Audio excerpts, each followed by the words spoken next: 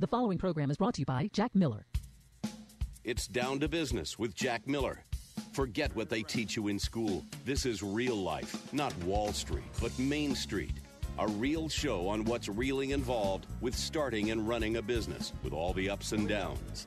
Our guests will answer your questions and provide you with valuable information. Stay tuned and join in the conversation.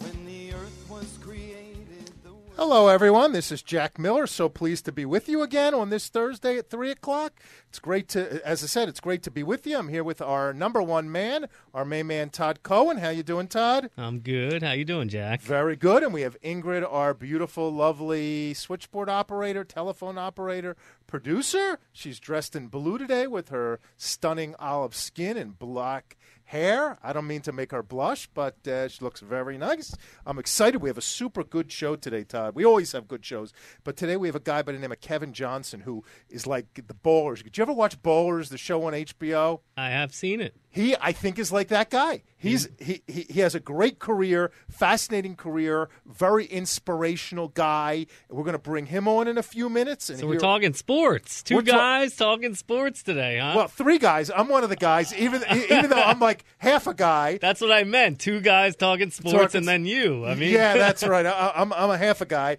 But the truth is I don't know anything about sports, but we're going to have fun with it. And I want to plug a couple of our sponsors first because I have to tell you, it's been a very exciting week in my office. First, I have to brag a little bit. Our company, Quick Liquidity, which is a buyer of secondary partnerships on the or real estate partnerships on the secondary market, was just voted or just listed yesterday or the day before the 34th most influential commercial real estate website to watch in 2015. So that's very exciting. Well, congratulations. Although 2015 is like, 2/3 over. I kind of wondered about that. Believe me, when actually, my son, Yanni Miller, who really runs Quick Liquidity, told me yesterday, and I was thinking it's like 3/4 over. But either way, it was great to get the publicity. Quick Liquidity is doing a great job. We're in the middle of a bunch of deals there. Gelt Financial, I want to plug them. They're extremely busy. Gelt's doing a lot of investor rehab monies where we're lending people money to purchase and fix up properties really throughout in 30 states. So investors are coming to us. We're lending them the money to purchase, fix them up, and flip properties. We're doing that. We just did a very large bridge loan in Ohio yesterday. Lots of good stuff going on at Gelt, and that's exciting. And lots of good stuff on the news. Donald Trump's still on fire. I mean, he does not go away. His strategy is genius. He is definitely the only person who is constantly talked about on the 24-hour news cycle. And one thing I can tell you, and I've always agreed with you on this, is I love his honesty. He's great. I don't agree. The reality is I don't agree on his stance on immigration. I don't agree on his stance on abortion. I don't agree on a lot of stuff, but I tell you, he's very powerful. He has a lot of pizzazz. He's right. We need energy, and a lot of the people up there just have no energy. They look like they're dead, not buried yet. Right. You know, in fact, a couple weeks ago, you're going to laugh, I invited, because it's, political season. So I reached out to the Republican committee and the Democratic committee of South Florida and see if they would provide anyone to join the show. I'm still waiting to hear from them.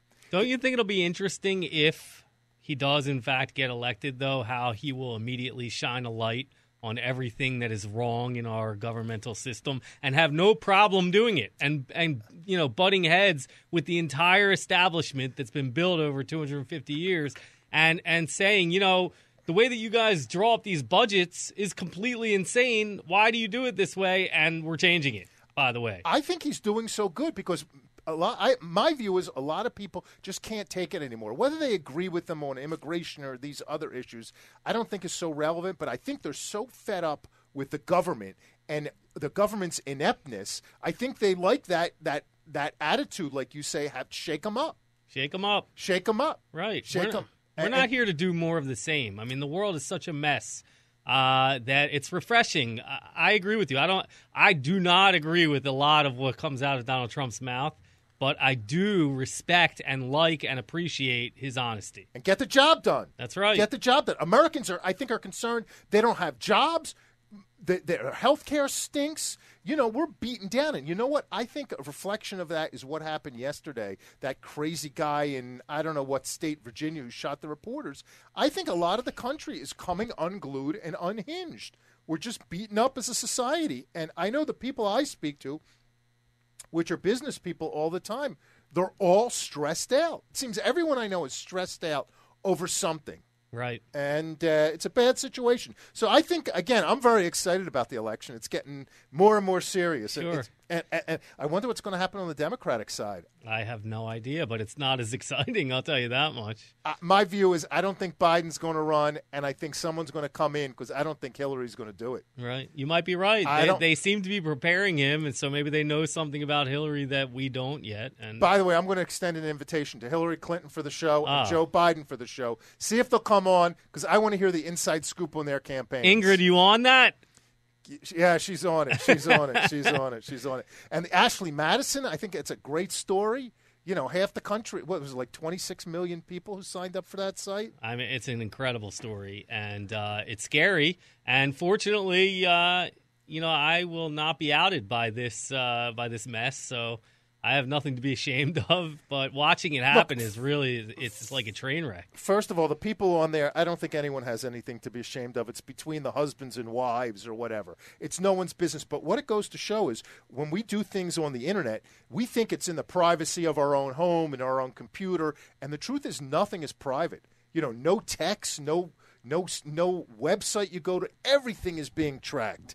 And I feel bad for a lot of these people, and I actually feel bad for the owners of Ashley Madison. Right. There's been people who killed themselves over this already, and who knows what's going to happen to come. But, look, I mean, there have been a lot of security breaches over the last 12 to 24 months. I remember Target and its credit card was broken into. The U.S. government. I was going to say, yeah. I mean, if the government could be breached, then we know there's a big problem, and you should remove yourself from anything dubious on the internet immediately, because if the government is vulnerable, then so is everything else. On another subject, speaking of Ashley Madison, I don't know about you, but a few years ago, my wife gave me permission.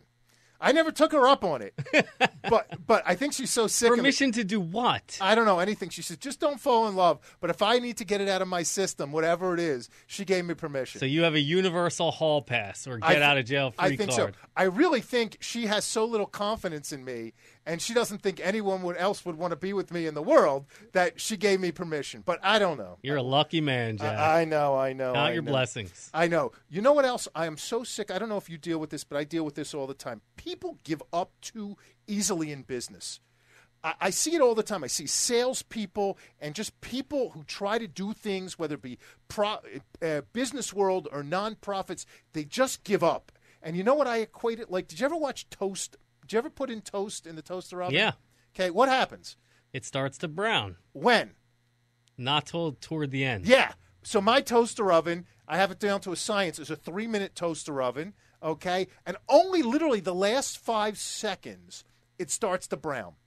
And the first 2 minutes 45 seconds or 55 seconds, whatever, it does nothing.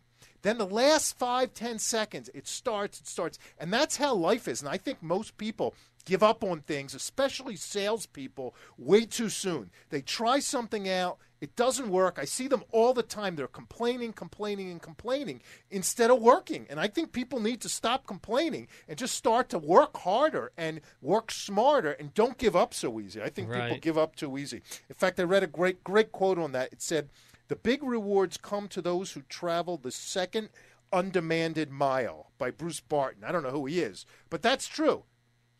Most of the rewards come not on the first sales call, not on the second, but on the 10th sales call, right before you give up. That's right. So my advice to people, and I'm actually annoyed at one of the people in our office because they just give up too soon, and you got to keep pushing away. Speaking of that, I actually saw our friend Shlomo Bregman this week. He's in South Florida.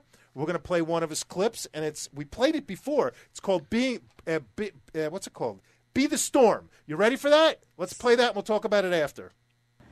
Hey everybody, how are you? Just a little quick clip. I'm on the road, on a road trip with my kids. Just wanted to share with you a quick message for the day.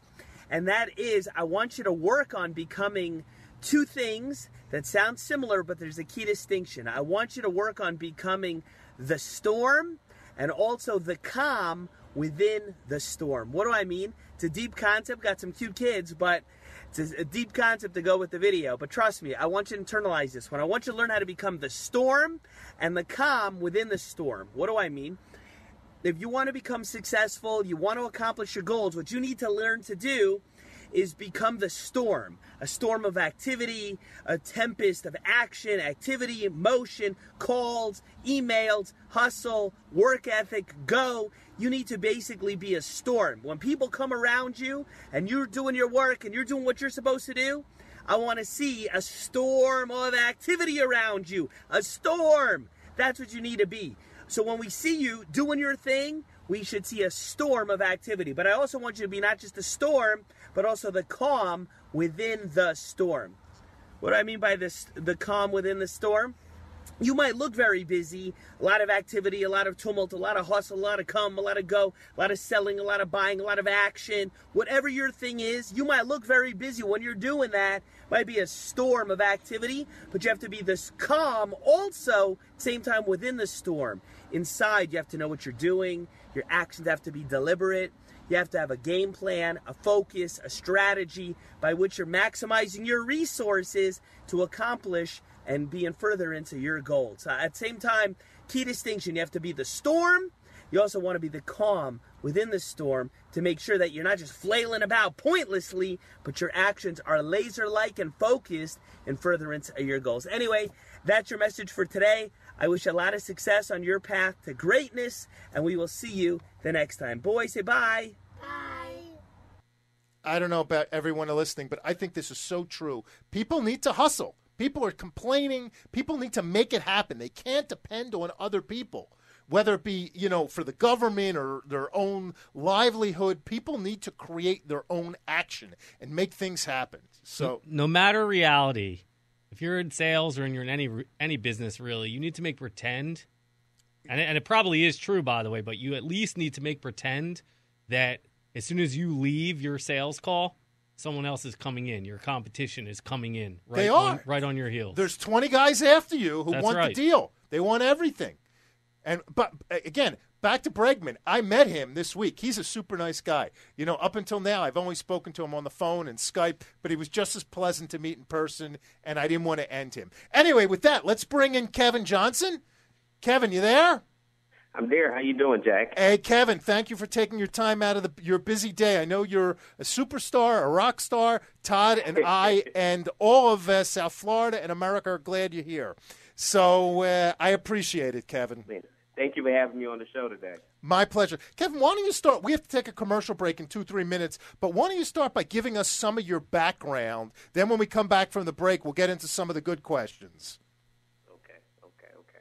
Well, I'm originally from Brooklyn, New York, and I live in South Florida. I reside here in South Florida, and I have my own business. It's called Johnson Management Group, and we manage professional athletes.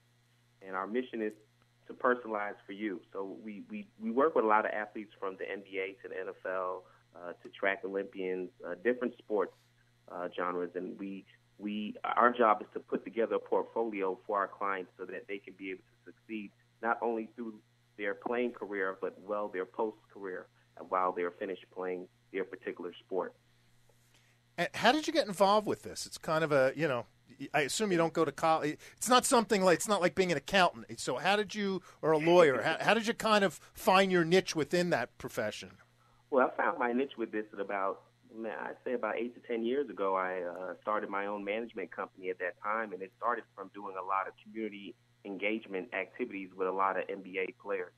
I used to run basketball camps at a Broward College here in Fort Lauderdale, Florida, and every summer I would have different guest speakers that would come in and speak to the kids about different things, about discipline, about education, about giving back to the community, and I foster those relationships with those professional athletes. It was with Tim Hardaway, Keon Dooling, Udonis Haslam. This was about 8 years ago that these guys were coming out to the camp that I was running for years. And then I started to do work with them in regards to community engagement. And it started in 2008, and it started to be a service that was needed, a management service that was needed. I know you hear a lot of things about You hear a lot of things in the media about negative things about professional athletes, but you never hear about the positive things that they do for their community, that they do in regards to, like, for example, LeBron James just did a partnership with the University of Akron to $89 million in regards to scholarships. And so my job is kind of to personify or to put together a portfolio for these players to be able to not only give back to their community, but to build their brand, to build their market, and to help them be a mentor within their community by giving back and branding themselves. Kevin, so that is. I don't mean to interrupt. We got to take a commercial break, but when we come back, I want to hear more about it because it sounds like you guys and the athletes are doing tremendous good for the community. And I think people think the athletes just take all their money and do nothing with it. And it sounds like you're putting a different spin on it. So bear with us for 2-3 minutes. We'll be right back. Don't turn that dial. We'll be right back. Do you need long-term real estate financing? Gelt Financial is located right here in Fort Lauderdale, Florida, and provides 30-year terms with no balloon payment whatsoever on non-owner occupied residential and commercial real estate. With a minimum loan amount of only $75,000 all the way up to $5 million, we provide common sense underwriting and a quick closings. We don't require tax returns whatsoever. Call right now at 561-221-0900. Again, that's 561-221-0900. Did you invest in a non-liquid real estate partnership? Do you want and need liquidity? There's finally an answer. Quick Liquidity is a direct buyer of real estate minority interest and tenants in common investments across the country. To find out if we would buy your non-liquid investment, call us at 561-221-0881 or visit us at quickliquidity.com. That's quickliquidity.com.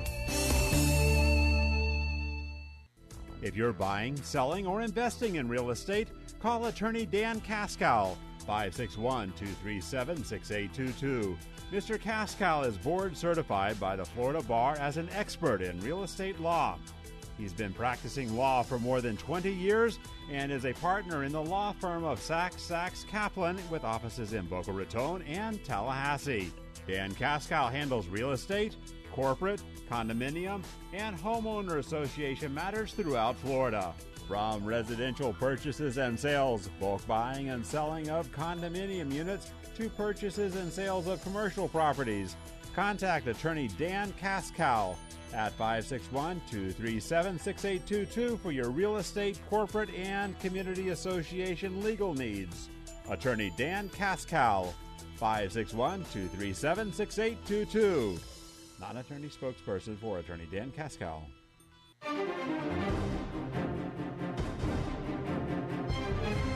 This is the Wall Street Business Network. South Florida's only business radio station, 880 AM, The Biz. Welcome back to It's Down to Business with Jack Miller. Call us at 305-541-2350. Follow us on Facebook at Jack Miller Down to Business or on Twitter at HJackMiller1. Hey, Kevin, sorry to interrupt you before. I want to continue that line if that's okay, because it sounds like to me, at least my perception before talking to you, was a lot of the athletes get bad reps between the womenizing and the drugs and things like that. But you're telling me that a lot of them are doing a lot of good for the community. Yeah, a lot of them do. A lot of them are doing very well for the community in regards to giving back and being a positive influence.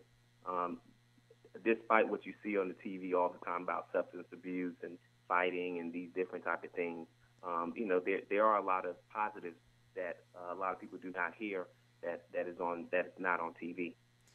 Well, I guess the positive things, like anything else, aren't sensational. They don't sell news. But if an athlete, gets involved with drugs or a fight or a scuffle, that sells news. So that's probably why we're hearing about it.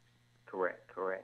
Gotcha. So what type of things, like what kind of community involvement, what type of things are you doing for the athletes, and what are they giving? And I realize it's on a case-by-case basis. What are they doing for the community? For various of players that I've done work with in regards to working with different nonprofit organizations in regards to giving back if there's a cause, or if I have a client, for example, that maybe has a passion for cancer patients and want to help the cure for cancer, we sit down and have a strategic plan on how we go about that passion or that purpose for that client, and being able to not only maximize what they are trying to accomplish, but to make sure that it gets, that their mission on the reason on why they're doing that particular topic it's a well-being for them. Well, I would imagine a lot of these athletes can raise a ton of money for different community causes because of their name recognition. Correct. That's pretty cool. How much of what you do, out of curiosity, is to prepare them for after their career? Whether it be, I don't know what the average age that these guys retire is, but it's young. So I would imagine they need to save their money and they need to do something. So how much of what you do is, and what do you do to prepare them for that? Now, what we do, we sit down and we sit down and strategize, and we work as a team. Every client they have an agent, they have a financial advisor, they have a publicist, and as a manager, this is where Johnson Management comes in. We come in as their manager to not only just to be a liaison from what the client would like. So we oversee the different financial advisors, the agent, the publicist, the marketing consultant, and what we do, we sit down as a team and we collaborate on how can we best service the client. And with that being said, we sit down and we strategize along with the client and what are their mission, what are their goals, what do they project to do when they're out or when they're retired from playing professional sports. As you may know, for the NFL, it's about 3 years. NBA is about 4.5 years before they, where they retire. So a lot of these guys may not see the second contract, 7 or 10 years in playing professional sports, and we have to have something in place where we are able to help them to subside that money that they're going to receive in that little bit of time, but to help them establish that so they can be able to take care of their family and take care of them for the rest of their life. Gotcha. So we sit down and we try to come up with a strategic plan in regards to what would be the best way to help them save their money. First of all, I have to tell you that my wife just sent me a text, and it says, remember, I don't know anything about sports, so I shouldn't say anything stupid. So, Kevin, if I say anything really stupid, you can interrupt me, because I'm like the weirdest guy in America. I don't follow sports. In fact, the only sports I go to is when we're from Philadelphia, and when any of the Philadelphia teams are in town, my wife and a couple of my kids like it, so we go to those. So I'm a total moron with this. But let me ask you, how much of you, I'm picturing, from what I'm picturing, what I see on the news, and I'm picturing these athletes have a lot of, I don't want to use the word leeches, but everyone, when they make it big, everyone wants a piece of them. So I would assume is like part of what you do, keeping some of these bad influences away from them? Correct. And as management, I mean, that's another main priority on our job, on our list, is to you minimize your circle. Because when you do make it big and you make it to the league, everybody has their hand outreach and they want this. They, family that you've probably never seen before, that now because they want something. And so, a lot of there are things in place for players when they get into the league in regards to their players, the professional development for when they get in the league to watch out for these things. But if they don't have a strong management team around them, these things could be able to these players could be able to fall into being attacked by people who are leeching or wanting money or wanting them to embezzle money in different things. So with that being said, it's important to have a strong management team that you are able to trust and that are not. And what I would like to say, Jack, as a management company, we don't make the final decisions on the client's investments, monies, those different type of things. Those are solely up to the financial advisor and the client itself. But what we do, we help the client to make informed decisions. So I look at it as an education. We educate our clients because we want them to make informed decisions. And when you're not educated, you make uninformed decisions. So to put it that way, that's the reason why management is so important. So you're kind of coordinating all the players' key advisors, their agents, their financial people, their PR people. you're kind of coordinating them, I guess. Correct. And we help, and when I say coordinated, we don't just pick one person and say, hey, this is who you're going to work with. We may have a list of 3 or 4. We sit down, we meet, we do an interview. We do it just like a process. We interview them. We want the client to feel comfortable. We do background checks. We do those different types of things just to make sure that our client we're making the best decision together as a team, and because we want to have the client's best interest. Now, what about keeping the women away? How much of that, like, is real? Like, I'm picturing, I'm a married guy for like 29 years, so I'm like, crazy with this stuff. But how much of your job is keeping the women away? And really, my follow-up question is, when you keep the women away, is there any way you can divert them to me? No, I'm joking. Your wife will kill me. But no, I'm just teasing around. My wife may say, "Oh my God, thank God, get them away from me." No, I'm teasing. In regards to diversion, that's a very hard topic. I mean, a lot of guys, they like to go out in the club scene and like to do a lot of different things, and you become a target. You become a target because you want to do those different type of things. And they're young. When you think about it, they're 18. Well, not 18. They're 20. Some are 18. 19, 20-year-olds that are receiving millions of dollars, so their behaviors may be totally different, and they don't understand that they become a target early. So a lot of things happen to a lot of professional athletes because they do not have a strong circle or a positive influence around them to protect them from those different type of things. So in regards to the women, they're around, and it's very hard. We come into situations where you have to, we have to inform the client of different things because they don't understand that they have to protect themselves at all times. But, look, from their point of view, they're 20-year-old guys full of testosterone. Beautiful women are throwing themselves at you. That's a tough thing to say no to, I would imagine. Todd, I know you deal with that all the time, Todd. I mean, it's not easy. Yeah, it's definitely not easy. Yeah. But I have a couple questions. I mean, the competition, just as a guy who loves sports, I've loved sports since I was growing up, and I know that, like, just wanting the proximity to your idols, to all the athletes, that's a constant probably, desire for most guys when they're growing up. And then, when you realize that you're not going to make it as an athlete yourself, and you want to still maintain that proximity, a lot of guys want to go into, like, become an agent or become a manager or a financial advisor for the athletes. And, there must be incredible competition for those type of jobs. So, what is it like from your perspective, and how do you sort of get more clients in that kind of competitive atmosphere? Yeah, it's very, and even I'm glad that you mentioned that. It's very competitive, especially when there's only a limited professional jobs in regards to being a commentator, on a certain network, on the ESPN network. There's only a limited spaces.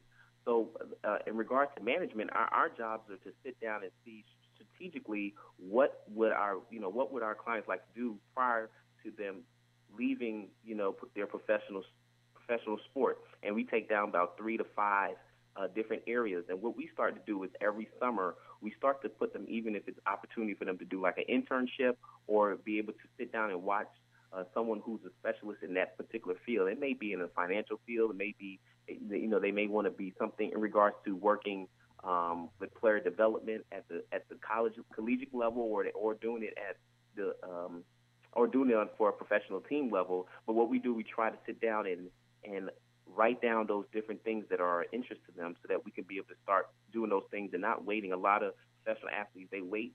So what ends up happening, they don't know when they're going to retire and when they stop playing. But because they fail to plan, they plan to fail. So a lot of players, they start to suffer with depression, and they go through a different type of anxiety because they're not playing professional sports anymore, and they don't know what is the next step. When you have a guy who's played a professional sport from 5 to 10 years, and they've been getting up every morning at 7 a.m., it's been routine to the point where when they retire, they're not doing it anymore. Then it becomes an anxiety, trying to get themselves situated with family. Taking their kids to school and doing those different type of things, and then what's next during the day. So a lot of guys, they fall into certain different type of behaviors because there's not something that was set in stone or something in place for them to do prior to them retiring. I imagine it's a tough reinvention. We have to take a break in about 30 seconds, but when we get back, I want to ask you. I want to focus on 2 questions. One is, how much of your life is like Bowlers, the HBO show, And two, more important, is you have what I think is an inspirational story of how you got to this moment in time and some of the things that you've overcome and how you didn't give up. And I want to focus on not giving up. So with that, stick with us for another few minutes. We'll be back after the commercial break, and we'll talk more to Kevin Johnson. Don't turn that dial. We will be right back. Are you tired of dealing with unreliable banks and brokers who charge upfront fees and never deliver on their promises? You don't have to. Gelt Financial Corporation has been in business since 1989 and offers a stated income loan program for non-owner-occupied residential and commercial real estate investors. No tax returns required. What are you waiting for? Call Gelt Financial right now at 561-221-0900. Again, that's 561-221-0900. 561-221-0900. Did you invest in a non-liquid real estate partnership? Do you want and need liquidity? There's finally an answer. Quick Liquidity is a direct buyer of real estate minority interest and tenants in common investments across the country. To find out if we would buy your non-liquid investment, call us at 561-221-0881 or visit us at quickliquidity.com. That's quickliquidity.com. Welcome back to It's Down to Business with Jack Miller. Call us at 305-541-2350. Follow us on Facebook at Jack Miller Down to Business or on Twitter at HJackMiller1. Thanks, world, for sticking it out. The commercials, I hope you visit our sponsors. And, Kevin, thank you. I appreciate you spending your time with us. So back to the questions. Let's focus on the non-serious one first. What is life like for you? And the only thing I can compare it to is, what's his name, Dwayne Johnson, The Rock, in The Ballers. The Rock. How much of it's fiction? How much of it's real? What's it like compared to that? Well, my answer might be a little bit biased because I love The Rock, but I have watched the show Ballers, and it is real to a T. It's real to a T, and it exemplifies what professional athletes go through in regards to their family, friends, people being leached, just being able to watch out for being used as a professional athlete, and they go through that a lot, It's a little bit different from what I handle on a managerial standpoint on an everyday basis because The Rock is playing the role of a financial manager for a firm. So it's a little bit different, but the things that the professional athletes are going through in the movie Ballers, in the TV show, it is true. It's true. Okay.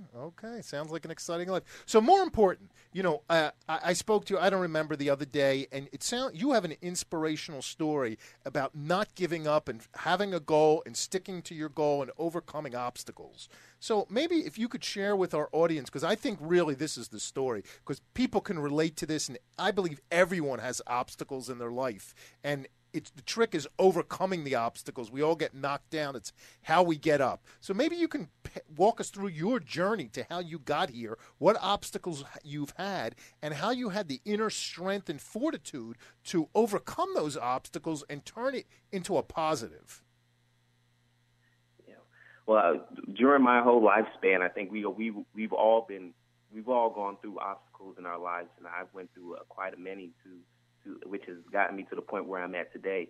And in regards to working with different organizations, I was a college coach for about 7 years, and the last place that I was coaching, I was only there for a year, and something transcended where we just wasn't winning. I was a assistant coach for the women's basketball team, and we were not winning as a program.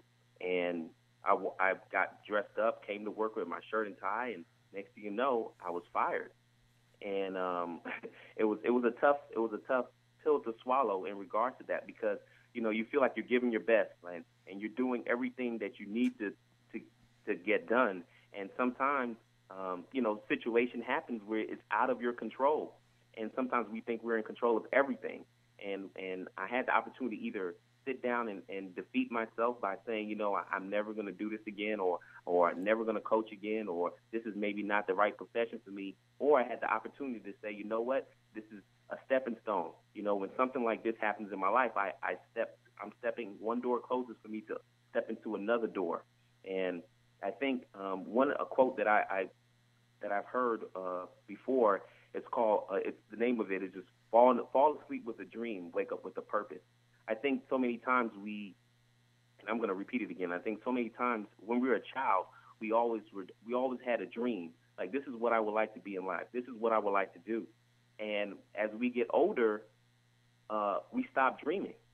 You know, we start living life on a day-to-day. We forget how it was as a child to dream and to wake up with a purpose and say, you know what, I'm driven to do this today. I'm going to take my life or my career, my job to a whole nother level. And sometimes people, you know, we forget that. Guess what? Obstacles come, and we're going to get knocked down. But, you know, if I had to give a quote or just say how I feel about those situations where you're facing obstacles is, listen, like, you may get hired, you may get fired, you may get promoted, and then you may get demoted. But guess what? That's life. What will be your next move? What's your purpose? What's your passion? And what's your why? Did you always have this positive attitude? And by the way, I know you're a positive guy because I happened to look the other night at your Twitter account, and every one of your tweets were positive, motivational, inspirational. Where my tweets, I'm complaining, I'm ragging. Well, it's also like you on the show, Jack. I mean, you love to rant, and you're the biggest pessimist complainer I've ever met, and yet you're so positive in general. I don't understand. I don't know. I have a lot of psychological problems. I always said I need a full-time shrink. But, you know, Kevin, I'll tell you, first of all, he's not in the studio. He has the biggest smile in the world. This guy, you got to love him just from his face. But how do you get such motivation to be so positive? And like you say, we all get knocked down. The trick is getting up. How do you get up in such a eloquent, graceful manner? And what advice do you have to give other people? Because everyone's getting knocked down. That's just life. Yeah. Well, if there's one thing to give out there to people, and this is a quote that I heard from Kevin Hart, and he's very successful in regards to what he's doing, but it took time. And sometimes we don't understand that before success, we have to go through some struggle. Struggle comes before success sometimes. And as people, we don't adhere to that. We feel like we should be exempt from struggle. And no, every time that a door closes in my book, or, you know, I've been in a situation where a client may say, hey, we don't need your service anymore, and we decide to go a different direction. You cannot take it personal as much as you will want to, but you have to look where there may be an opportunity for something better. And in my life, I've looked at, there's many opportunities. I've been fired a lot. I've been fired so many times, Jack, it left me no choice but to start my own company, if you know what I'm saying. I understand. That's right. And by the way, in what you do, which is sales, you know, Kevin, just like Jack and I, every time a client says no, every time they hang up on you when you call them, that's getting fired. I mean, not getting hired is the same as getting fired in our line of work. Correct. Yeah. And I just think that, you know, it's just, if we don't go through the struggle, we would not know how to be very successful when we get to the top of the mountain. So you have to go through. It's a process. You can't get to process 50 without going to process number 1. No, I hear you, and we followed the same path. Look, I started my own company. The truth is, no one would hire me. No one would take me. So I turned that into a success. And I've learned to, and it sounds like you have too, flip situations around. You know, when you get knocked down and someone comes and stamps on you, you got to get back up and keep fighting and have the inner fortitude to do it. And look, I always say I cry on the sofa for a night or two, but, you know, that's all it takes. And it sounds like you're the same way. And I think that's tremendously inspirational. That's right. The theme of this show is never give up. And, never give up. That's right. That is. Kevin, were you an athlete growing up? Yes, I was an athlete. I played. I went to school here in Fort Lauderdale. I played basketball, baseball, tennis. I played at Nova Southeastern University. I played basketball there. So I played collegiate sports. Got it. And is that how you got, you know, interested in doing what you do for a living, or is it something a little beyond that? Correct. No, that's how I got interested in doing what I'm doing for a living. My first internship out of college was working for the Miami Dolphins, and I did some work for the Miami Heat. And then I got into college coaching, which led me for another seven years in coaching. And then I've taken all of those different experiences in different universities, different professional teams. I was a head coach, coach of women's basketball at Broward College, and I started coaching at a different university, at Lynn University in Boca. So I've moved around a lot, but with every experience, there's always been a good and there's a bad. And what you do, you take it all, and you foster those relationships that you had to build what you're really trying to do with yourself. And I think I've, in regards to my successful strides, I think that's what I've done. I took the good with the bad, and I've made a dream become a reality. Right. Now, have you seen Billy Corbin's amazing documentary, Broke? Yes, I watched that. Is that like a mantra for you? Is that required viewing for all of your potential clients? Is that the one on Netflix where they preview some athletes? Yeah, I mean, I saw that. It's so what? Just to set the stage, because I don't know if our audience has seen it. It's a documentary about former athletes and the troubles they suffer really after they're done. Right, and a lot of these athletes have made, more money than most people will ever. Their whole families will make in 20 lifetimes, and lost it all, right? Yep, I lost it all. And you know what? There's different situations. There's so many professional athletes that go through these different circumstances, and they write books about it. And I think right now, professional sports is taking it to a whole another level.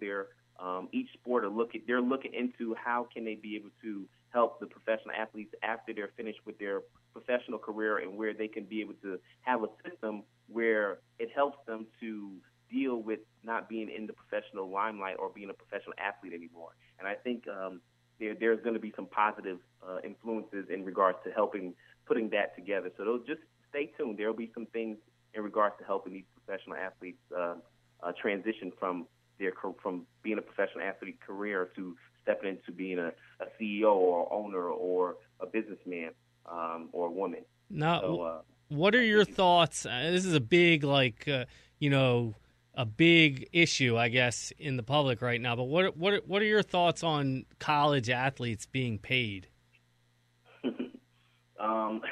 Well, I do think that, and I know I just saw where I believe it's the Northwestern University where they turned that. They did not go through with. Right. The athletes formed a union and basically went on strike against the school. Are you serious? Oh, yeah. Oh, yeah. I didn't know they could do that in college. What I think, and I'm only saying this because I was a college athlete and I was paid to play collegiate sport. I do think that in regards to financial aid and the money that they're giving, it needs to be increased. And I think the NCAA has increased in regards to the funds, in regards to financial aid and the package that the student athletes are receiving. I think they have increased it, believe it or not. But I think that's a way of paying the athletes in regards to them getting a free tuition, and that they get a stipend. Now, like I said, I think that does need that it happens where they get a stipend. The money needs to increase, and I think the NCAA has heard the cries for that and has increased those scholarships where students can be able to have a little bit more. Right. I mean, if nothing else, giving them some sort of remuneration will teach them, to manage money on their own. A lot of these people going to school, they've been working, dawn to dusk in their sports, get to school, get paid for it, don't pay a dime for anything. Everyone buys them everything their whole lives, and then they make millions of dollars out of school and have no idea what to do, how to balance their own budget. Yep, complicated issues. Kevin, we have to take another break. I want to thank you for being on the show. I feel bad our interview's coming to an end, but I want to congratulate you because I first read your story in, I forget, one of the papers, maybe the Sun Sentinel, about 40 under 40, and I know you made that, and that's really what turned me on to you. And I have to tell you, you're an inspiration not only to athletes. Look, that's great, but I really think you're an inspiration to everyone, and I sincerely thank you. I think we need more people in this country like you, and I'm going to help spread your story because, again, the inspiration, that's what does it. Thank you so much, Jack. I really appreciate that. Thank you for having me on this show today. My pleasure. It's a pleasure. Again, Kevin Johnson, 40 under 40. He's the man, sports management, the real-life ballers. Kevin, thanks again. Everyone else, stay tuned. We got to take a quick commercial break. To all the athletes that listen to our show on a regular basis, please call Kevin. Kevin, give him your contact information or how to get in touch. And Kevin, don't forget the Access Women. I'll be able to help you with that. You could be able to get in touch with me if you go to my website. It is www.johnson, JOHNSONMGI.com. Our handle for Twitter, Instagram is Johnson, JOHNSONMGI. And this guy has the biggest, best smile in the world. I wish I had his face. Kevin, thank you, my friend. We got to take a commercial break. We'll be back in 2-3 minutes. Thank you, everyone. Don't turn that dial. We'll be right back. Do you need long-term real estate financing? Gelt Financial is located right here in Fort Lauderdale, Florida, and provides 30-year terms with no balloon payment whatsoever on non-owner occupied residential and commercial real estate. With a minimum loan amount of only $75,000 all the way up to $5 million, we provide common sense underwriting and quick closings. We don't require tax returns whatsoever. Call right now at 561-221-0900. Again, that's 561-221-0900.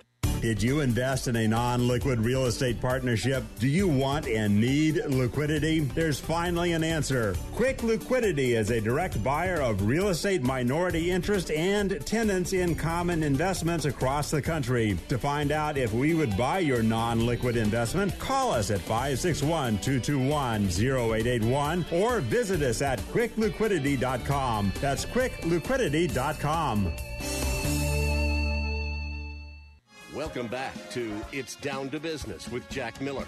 Call us at 305-541-2350. Follow us on Facebook at Jack Miller Down to Business or on Twitter at HJackMiller1. Hello, everyone. This is Jack Miller. Thank you for staying with us. I'm excited to be here with our main man, Todd Cohen. Todd, I thought Kevin was a great interview and an inspiration. I agree. You know what? Everyone thinks that the road to success is easy and kind of straight up. And the reality is it's ups and downs and falling down and getting back up and, just all kinds of zigzags. Right. I mean, one thing is constant, and that's hard work, determination, never give up. Most people don't want to pay the price. Kevin clearly pays the price. And you know what?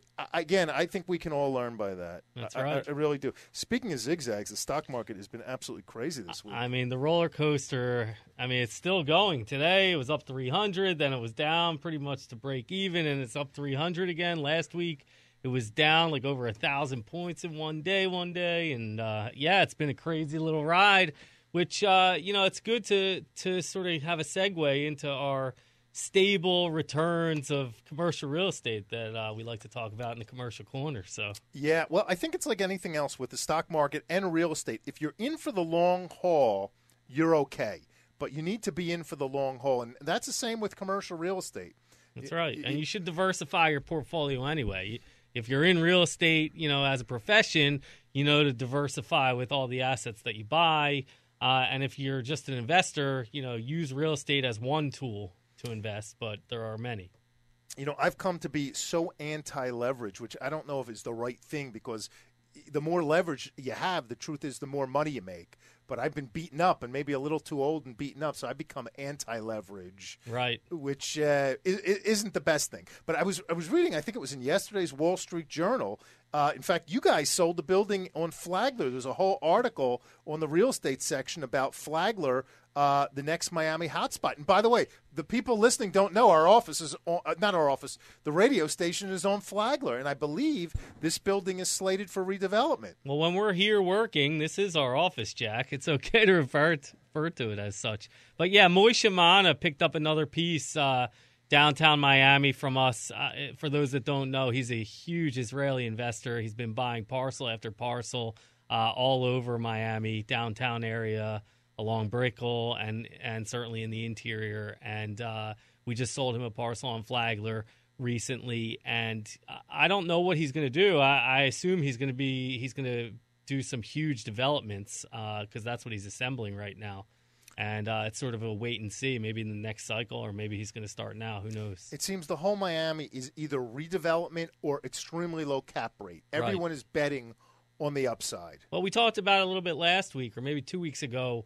You know, things have gotten so out of control price-wise in, like, the hot neighborhoods of South Beach, Brickell, even Wynwood and the Design District that people are looking a little bit outside to Overtown, to Flagler, to Little Havana, to find some bargains, you know, and also, you know, those communities are giving, you know, great stimulus packages for people to come in, tax abatements and all kinds of things, giving incentives for developers to come into their blighted neighborhoods and sort of do what the rest of South Florida is enjoying. Cranes up everywhere, development. I mean, it's free money right now at the banks for people who can qualify for it, and people are putting it to good use.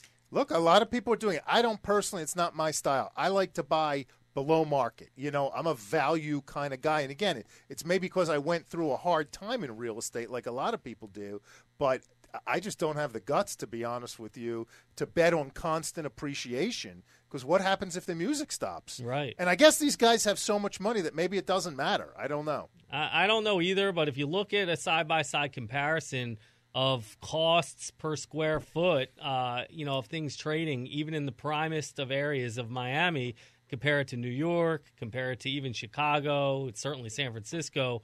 I mean, Miami is still very good value compared to those other markets, even though it's so high profile. It's the playground for the rich and famous all around the world, and there's still some great value in Miami. You're right. You know, I want to go back to Donald Trump for a second and his style of investing, because his style isn't a buy and people think he's a wheeler dealer, and he is, but his style is pretty much, I think, again, I'm not an expert, but buy and hold. That's right. And most of his real estate, he's bought them at good prices, and he holds them for a long time, low leverage. Well, first he stamps the word Trump all over the sides of his buildings, and then he holds them for a really long time. That could be on the White House soon, too. There you go. You know, it's the Trump House, the Trump Nation, right? Wasn't that a book? I don't Trump's know. White House. What were the names of his casinos in Atlantic City? He had the Taj Mahal, the Taj Mahal, the Castle, and the Plaza, the right? Trump Plaza. So yeah, maybe he'll name it one of those things. It could be. Yeah. It could be. It could be. But I think we can learn a lot about real estate investing through him. Again, different styles. He's a developer. He takes chances. But at this point in his career, he's low leverage. He's strong cash flow, and he's find a great property, buy it, and hold it. For the most part, I think. Look, you can't knock success. If it works, it works, and you got to stick with it. And he's done it. He's done a great job.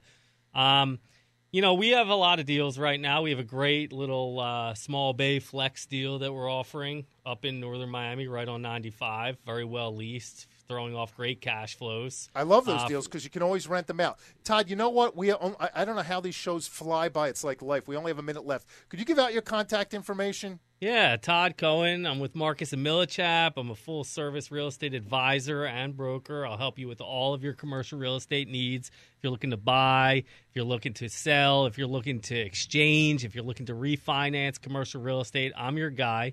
Give me a call anytime, 786-522-7021. Again, 786-522-7021. I look forward to hearing from you. And, you know, I'll talk to you about real estate. I'll educate you. I'll do whatever you want. Off air. Todd will talk to you off air. Right. Well, this is Jack Miller again. My phone number is 561-221-0900. Call me for any of your commercial real estate financing needs. I'm going to get some Rodney Dangerfield material for next week's show, Todd. What do you think about that? I miss Rodney so much. He's one of my favorites. Good. Everyone have a great day. Thank you very much. This is Jack Miller and Todd Cohen from beautiful Miami Beach, broadcasting to the world. And thank you very much. And Kevin, thank you very much for joining us. Have a great day, everyone. We hope you enjoyed the show. Don't forget to tune in next Thursday at 3 o'clock on 880 The Biz. If you want to send in your questions, comments, or ideas for shows, please email jackmiller@geltfinancial.com. Follow us on Facebook at Jack Miller Down to Business or on Twitter at HJackMiller1. Turn it up, turn it up, turn it up. You got to turn